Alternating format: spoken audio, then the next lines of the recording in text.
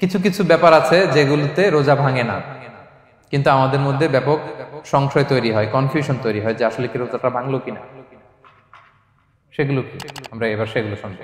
3 নম্বর sub পয়েন্টটা তো clear যে কিছু কিছু কাজ আছে যেগুলো করলে আসলে রোজা ভাঙে না।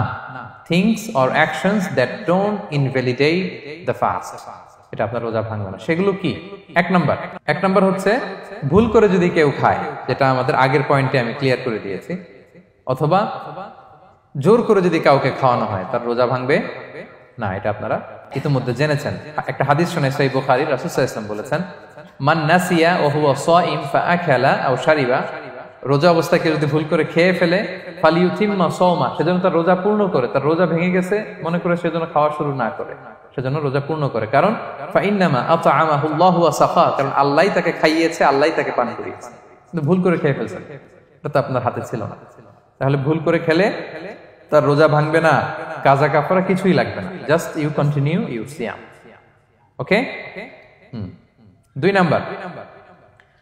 নাম্বার হচ্ছে, এটা বিবাহিতদের জন্য, যেহেতু মোস্ট অফ দা অডিয়েন্স আর 18+, কোনো অসুবিধা নাই। আর ইসলামে কথাগুলো আসলে বাঁচতে হলে জানতে হবে না। সেটা হচ্ছে, আমরা শুনেছি যে বিবাহিতরা ফিজিক্যাল ইন্টারকোর্স যদি করে, দেহ থেকে সিমেন আউট হলে রোজা ভেঙে যায়, কিন্তু স্বাভাবিক মেলামেশাতে রোজা ভাঙে না।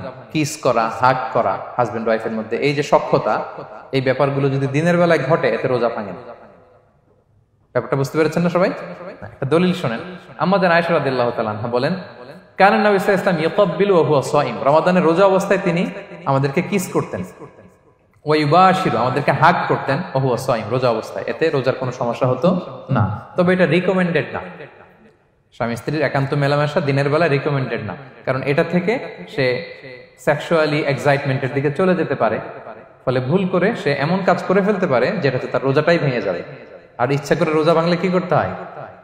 কাজাও কাফারাও, খবর আছে না? সেজন্য এটা খেয়াল রাখতে হবে। 3 নাম্বার, এটাকে আরবিতে বলে আল ইহতিলাম, ওয়েট ড্রিম, বাংলায় বলে স্বপ্ন দোষ। ঘুমের মধ্যে এমন কিছু দেখলেন, ফলে আপনার সিমেন আউট হলো, আপনার রোজা ভাঙবে না। কারণ এটা কি ইচ্ছা করে করছেন আপনি? এটা কার হাতে? আল্লাহর হাতে। এতে রোজা ভাঙে না। শুধু আপনি ঘুম থেকে উঠে ফরজ গোসলটা করে নিলেই হবে। প্রিয় ভাইরা, মুসলিম কমিউনিটির ভাইরা, কথা কি বুঝতে পারতেছেন? আচ্ছা। 4 নাম্বার হচ্ছে ব্লাড টেস্ট। অনেকে বলে যে হুজুর ব্লাড টেস্ট করা যাবে কিনা রমাদানে? ব্লাড টেস্ট করা যাবে। ব্লাড টেস্ট করলে রোজা ভাঙে না। এটা খুবই জরুরি একটা মাসালা, প্রায় আমাদের লাগে। 1-2 সিরিঞ্জ ব্লাড নিলে ভাঙে না। তবে যদি অনেক বেশি অ্যামাউন্টের ব্লাড নেয়, এতে যদি আপনি ক্লান্ত হয়ে পড়েন, সেক্ষেত্রে আপনি রোজা ভাঙতে পারবেন, পরে কাজা করলে হবে। 5 নাম্বার হচ্ছে অনিচ্ছাকৃত বমি। এটা আমি আগেও ক্লিয়ার করেছি যে ইচ্ছাকৃত বমি করলে রোজা ভাঙে, কিন্তু অনিচ্ছাকৃত যদি বমি চলে আসছে, ভমিটিং হচ্ছে, আমার রোজা ভাঙবে না। 6 নম্বরে নোজ ব্লিডিং, নাক দিয়ে অনেকে রক্ত পড়ে না, নাক দিয়ে রক্ত ঝরলে মানুষের রোজা ভাঙে না, আনলেস যদি অনেক বেশি অ্যামাউন্টের হয়, আপনি ক্লান্ত হয়ে পড়েন, তখন তো আপনি রোজা ভাঙতে পারবেন। 7 নাম্বার, রোজা রেখে দাঁত ফেলতে পারবো কিনা? জি, রোজা রেখে আপনি আপনার দাঁতকে রিমুভ করতে পারবেন, খুব বেশি যাতে রক্ত বের না হয় সেটা আপনি খেয়াল রাখবেন। দাঁত ফেললে যে রক্ত বের হয়, এতে রোজা ভাঙে না। 8 নম্বর পয়েন্টটা খুবই গুরুত্বপূর্ণ, এটা খেয়াল করে শুনতে হবে। কান দুইটা খরগোশের কানের মতো খাড়া করে শুনেন, খুব মনোযোগ দিয়ে। 8 নম্বরটা হচ্ছে ইনজেকশন। রোজা রেখে ইনজেকশন দেওয়া যাবে কিনা? কিছু কিছু ইনজেকশন দেওয়া যাবে, কিছু কিছু দেওয়া যাবে না। কোনগুলো দেওয়া যাবে না? এনার্জেটিক ইনজেকশন দেওয়া যাবে না। যে ইনজেকশনে ফুড সাপ্লিমেন্টারি আছে, যেটার মধ্যে নিউট্রিশন ভ্যালু আছে, এই ইনজেকশন গুলো দেওয়া যাবে না। এমনও ইনজেকশন আছে যেটা দিলে 7 দিন আপনার আর খাওয়া লাগবে না, একেবারে তরতা যাবে। এরকম ইনজেকশন দেওয়া যাবে? তো আপনি সিস্টেম করে খাইলেন কেমন যেন, তাই না? আপনি অন্য ওয়েতে দেহে এনার্জি ইনপুট করলেন, এটা করলে রোজা ভেঙে যাবে। তাহলে food supplementary injection, nutrition value আছে এরকম injection, energetic injection, energy boost up করে এরকম ইনজেকশন দিলে রোজা ভেঙে যায়, এগুলো দেওয়া যাবে না। কিন্তু পেইন কিলার যে ইনজেকশন গুলো আছে, এটা দিতে পারবেন। পেইন কিলার ইনজেকশন দিতে পারবেন, অ্যান্টিবায়োটিক ইনজেকশন দিতে পারবেন, অ্যানেস্থেটিক ইনজেকশন দিতে পারবেন, এই জাতীয় মেডিকেশন ইনজেকশন গুলো দিতে পারবেন। কোভিডের যে ইনজেকশন, এগুলো আপনি দিতে পারবেন। এগুলোতে রোজা ভাঙে না, কারণ এগুলোতে আপনার স্টোমাকে কিছু পৌঁছেও না, আপনাকে শক্তিবর্ধক কিছু দেহে প্রবেশও করাচ্ছে না, আপনার এনার্জিও বাড়ে না। আপনার এনার্জি বাড়ে না, আপনার নিউট্রিশন ভ্যালু অ্যাড হয় না, আপনার স্টোমাকে কিছু পৌঁছে না, এই জাতীয় সব ইনজেকশন দেওয়া যায়। ইনজেকশনের পয়েন্টটা ক্লিয়ার? 9 নম্বরে কিছু কমন ব্যাপার আছে। এই কমন জিনিসগুলো আমাদের মনের মধ্যে প্রায় প্রশ্ন জাগে যে এগুলো করা যাবে কি যাবে না, এগুলো ক্লিয়ার করি। এর মধ্যে 1 নম্বর হচ্ছে টুথপেস্ট। রোজা রেখে টুথপেস্ট দিয়ে ব্রাশ করা যাবে কিনা, বলেন যাবে কি যাবে না? যাবে, কে কে হাত তুলুন তো দেখি। হ্যাঁ, মাত্র 1 জন, 2 জন, 3 জন, 4 জন, 5 জন, 6 জন, দল ভারী হচ্ছে আস্তে আস্তে। হ্যাঁ, টুথপেস্ট দিয়ে ব্রাশ করা যাবে কি যাবে না? যাবে মাত্র 5 জন। আর যাবে না কয়জন দেখি? যাবে না, অনেকে যাবে না। অনেকে হাত তুলে নাই, ভাবছে কোন জায়গায় হাত তুলে কোন বিপদে পড়ি। চুপচাপ দেখি যে কোনটা জিতে। যাবে না? যাবে না, দল ভারী না? যাবে? এই সুন্দর বলছে, যাবে, কিন্তু না করাই ভালো। হ্যাঁ হ্যাঁ, যাবে। টুথপেস্ট দিয়ে ব্রাশ করলে রোজা ভাঙে না, তবে যদি খুব স্ট্রং টুথপেস্ট হয় এগুলো ব্যবহার না করা ভালো। দিনের বেলায় মেসওয়াক করা ভালো। হ্যাঁ, মেসওয়াক করলে ওইটা সবচেয়ে সেফ। তবে যদি আপনি টুথপেস্ট দিয়ে ব্রাশ করেন আপনার রোজা ভাঙবে না ইনশাআল্লাহ। কেউ কেউ মাকরু বলেছেন, কিন্তু আপনার রোজা ভাঙবে না। মাউথ ওয়াশ সেম, যাবে, কিন্তু রেকমেন্ডেড না। হ্যাঁ, গার্গল করতে গেলে আবার ভিতরে চলে যাবে। সিম্পলি কুলি করা যাবে, কিন্তু আপনার রোজা ভাঙবে না। কিন্তু দিনের বেলায় আমরা টুথপেস্ট, মাউথ ওয়াশ এগুলো ইউজ না করে কোনটা সাজেস্ট করি? কোনটা? মেসওয়াক করেন তো আপনারা? রাসূল সাল্লাল্লাহু আলাইহি ওয়াসাল্লাম বলেছেন, আমার উম্মতের জন্য যদি কষ্ট না হয়ে যেত আমি প্রত্যেক নামাজের আগে মেসওয়াক করা ফরজ করে দিয়ে যেতাম। কষ্ট হয়ে যাবে, পকেট নিয়ে নিয়ে মেসওয়াক ঘুরতে হবে। এবং রাসূল সাল্লাল্লাহু আলাইহি ওয়াসাল্লাম মৃত্যুর আগে ওনার হাতে যে জিনিসটা রেখে উনি শেষ নিঃশ্বাস ত্যাগ করেছেন সেটা হচ্ছে মেসওয়াক। উনি অত্যন্ত অসুস্থ, প্রচন্ড জ্বরে কাতরাচ্ছেন। তখন দেখলেন যে ওনার শ্যালক আব্দুর রহমান রাদিয়াল্লাহু তাআলা আনহু উনি মেসওয়াক করতেছেন, তো উনি ফেল করে তাকায় আছেন, বলতে পারতেছেন না আমাকে দাও। আম্মা জান আয়েশা বুঝতে পারলেন যে রাসূল মনে হয় চাচ্ছেন, তো উনি এটা নিয়ে এসে নিজে চাবালেন। রাসূল ইসলাম চাবায় যে নরম করবেন এই শক্তিটাও গায়ে নাই। আম্মা জান নিজে চাবিয়ে রাসূল ইসলামের হাতে দিলেন, রাসূল ইসলাম মেসওয়াক করলেন। এই মেসওয়াক করার কিছুক্ষণ পরে তিনি ইন্তেকাল করলেন। আরবাউন মিন সুনানিল মুরসালিন, 4টা সুন্নাত, এটা সব নবীদের মধ্যে ছিল। এর মধ্যে একটা হচ্ছে আসওয়াক, মেসওয়াক। মেসওয়াক করবেন তো আপনারা? আচ্ছা। এরপর রোজা রেখে আতর দেয়া যাবে, কোনো সমস্যা নাই। পারফিউম দেয়া যাবে, সমস্যা নেই। আই ড্রপ দেয়া যাবে, চোখে ড্রপ দেয়া যাবে, আইলাইনার দেয়া যাবে, কাজল দেয়া যাবে, এগুলোতে রোজা ভাঙে না। এরপরে ডায়াবেটিক পেশেন্ট যারা আছে তারা ইনসুলিন দিতে পারবেন, এত রোজা ভাঙে না। এটা আমাদের লাগে না, আমাদের অনেক মুরব্বীদের দিতে হয়, আমাদের আব্বা আম্মাদের। তো এটা আপনারা জেনে গেলেন, ইনসুলিন দিলে রোজা ভাঙে না। এরপরে 10 নম্বর খুব মজার একটা পয়েন্ট, খাবারের যদি লবণ চেক করা হয় এতে রোজা ভাঙে না। তবে ঘরে আপনারা এটা ট্রাই করবেন না, এটা রেকমেন্ডেড না। এটা কখন রেকমেন্ডেড? এটা বড় শেফদের জন্য। লেটস সে রমাদানে 1000 লোকের বিরিয়ানি করা হবে, আল্লাহর বান্দারা রোজাদাররা খাবে, এটা লবণ বেশি হলে খাইতে পারবে? পারবেন। এজন্য যিনি শেফ, প্রধান বাবুর্চি, উনি লবণটা ট্রাই করতে পারবেন, করেই সাথে সাথে কুলি করে ফেলবেন, ভিতরে তো কিছু গেল না, এতে রোজা ভাঙে না। তাই বলে প্রতিদিন ঘরের রান্নাতে আবার এটা করতে যায় না।